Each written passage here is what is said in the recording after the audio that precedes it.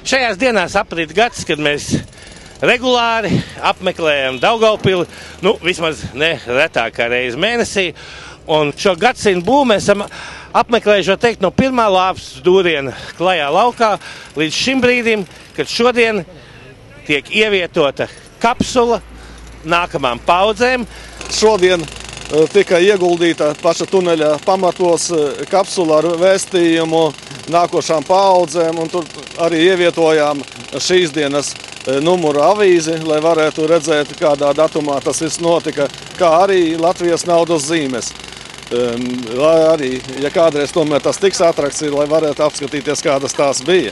Ja runājot pa kapsulu, šodien mēs ar šo tuneli ejam cauri kaut kur 200 gadu atpakaļ uzbūvētai stacijai dzelzceļa. Un ja tur arī varbūt bijusi ieguldīta kapsula, jā, varbūt izdotos mums arī to atrast. Tās ir tās stāsts par tām kapsulām.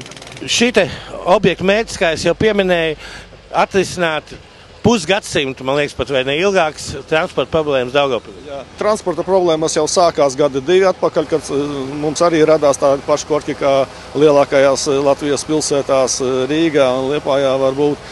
Un šeit tieši šis mezgls atrisinās satiksmes kustību starp Daugavpils 3 rajoniem, kas jau ir ļoti būtiski.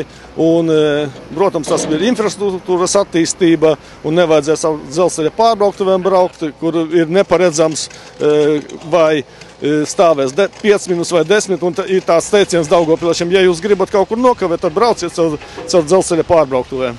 Jāpiezīmē, ka šeit tika uzbūvēti arī 2 lieli dzelzceļa tilti, kas atrodas blakām, kā arī viens dzelzceļa apvedceļš ap Daugavpili.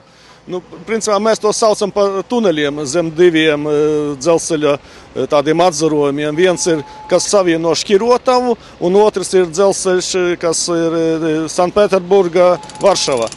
Un tātad tur notiek ļoti intensīva kustība, tāpēc arī tās pārbrauktuves ļoti bieži ir aizvērtas. Un šobrīd mēs esam tajā nosacīti to tuneļu galā, kur pašlaik notiek tieši rakšanas darbs. Pa vidu. Mēs tagad atrodamies tieši abiem tuneļiem pa vidu. Šeit ir Šķirošanas dzelzceļa atzars, un tur ir Sanpēterburga, Varšava dzelzceļa posms.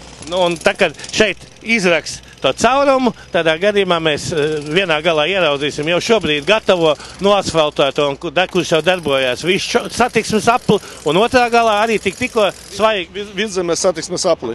Un lūk, šeit būs 2 tuneļi priekš automašīnu kustības, viens priekš gājējiem, un perspektīvā viens tunelis ir priekš tramvaja.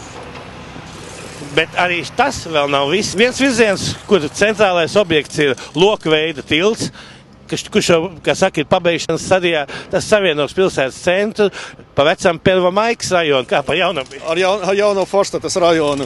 Un, ko es gribu pateikt, tas loks ir visgarākais Latvijā, 56 metri, bez balstiem.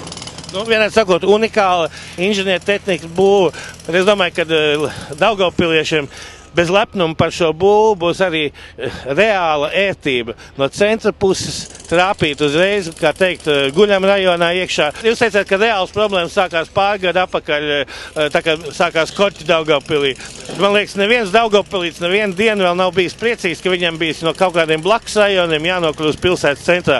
Ļoti, kā saka, atbalstu jūsu viedokli, jo dzelzceļš tagad arī attīstās un ļoti strauji pieaug pārvadājumi. Un līdz ar to arī mums tās pārbrauktuves ir ļoti bieži ciet.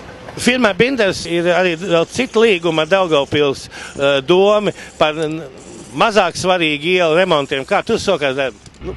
Tātad Binderam tagad ir 6 objekti mazo ielu būvniecībā, arī ar Eiropas naudu, jo pa budžeta naudu, protams, mēs tāds ar grants pārklājuma ceļiem pa budžeta naudu neveiktu. Un tagad mēs ar cieto segmu, ar asfaltu betonu veicam šo ceļu būvniecību. Tur arī darbi sokas, ejam visu pēc grafika, un nākošajā gadā sāksim tās ielas arī nodot. Ja reiz piesaucām grafikus, tad kad ar karogiem ieradīsimies pieņemt, kad būs gatavs šis satiksmes mezgls? Es domāju, ja laika apstākļi mums atļaus, ja nebūs ļoti barga ziema un lietaina vai slapdrankīga pavasaris, nākošajā gadā apmēram ap šo laiku. Tā saka, piekdienas rīts ar nelielu svētku sajūtu, bet pēc tam strauji atkal atpakaļ pie darba. Kādas ir šīs dienas aktualitātes un kas ir jāspēj padarīt līdz ziemai, jo gudri ļaužu melšs, ka varētu būt atkal niknāk tā ziema?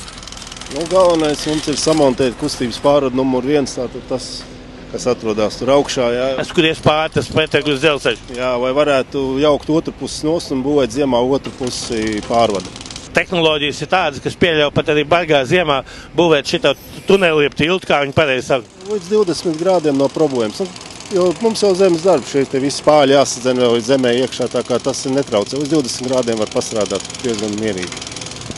Lēnā garā jānodod arī tilts, jo loks ir unikālajā inženieru būvē. Loks ir uzbetonēts, laikam tā virskārt vēl. Jā, novembra mēnesī paredzēta betona plāksnes montāža. Un kā izsās ceļš līdz jaunās Forštats rajonam, tas tiks būvēts nākamā gadā tā nopietnāk? Nu, reāli jā. Jo šī gadā mums jau jāpabeidz jāizrop zemtilts šis te, un šī vietā mums jāveido visur ceļa klātni šīm te sprešļiem. Kad mēs varam cerēt, ka mēs varēsim iziet cauri šeit par apakšu dzelzceļa tiltiem, tas laikam uz nākamgad? Nu, ja normāli varētu būt kaut kur pavasarī, mārts, aprīlis. Vai tā ir kāda īpaša tehnoloģija, kad tiltus un šos tuneļus būvē pa pusē, nevis visu uzreiz? Tā nav tehnoloģija, tā ir vienkārši dzīves nepieciešamība, ko mums ir noteicis Latvijas dzelzceļš, vai neapstādinātu viņu kustību pa pārvadiem. Tāpēc ir uzbūvēta viena puse, tad pēc tam palaist kustību pa pirmo pusi, un tad tiek būvēta otrā puse tiltam. Un cik tālu mēs esam ar asfalta darbiem? Asfalts vēl pulka palicis, nu dabiski neskaitot šo vietu, kur mēs stāvam. Nu, praktiski ir pabeigts Vidzemes ielas apels, kas ļoti liels grūtības sagādāja vietējiem iedzīvotājiem, kas dzīvo jaunajā Forštatē. Un šī gadā vēl mēs plānojam pabeigt gan Kauņas ielu, gan Slāvi ielu, gan arī Spaļu ielu ar asfaltu. Vismaz pirmo kārtu, ja nebūtu problēmas ziemā ar uzturēšanu.